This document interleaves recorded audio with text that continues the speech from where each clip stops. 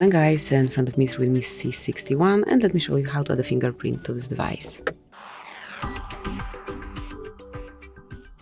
At first, open the settings, then find and select security and privacy. Here go to device unlock and mark face and fingerprint. Now draw your unlock pattern if you already have one, and if you don't, you will have to create a new one. This will be kind of backup to your fingerprint. Now select fingerprint and mark more. I agree then. As you can see, the sensor is located on your power button, so all you have to do is to touch the power button and keep tapping until your fingerprint is fully added. The progress can be observed on the screen, so once it will be fully added, you will be informed.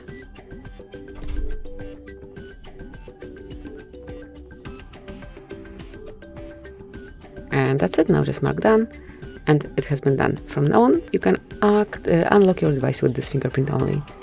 Thank you for watching, please subscribe our channel and leave the thumbs up.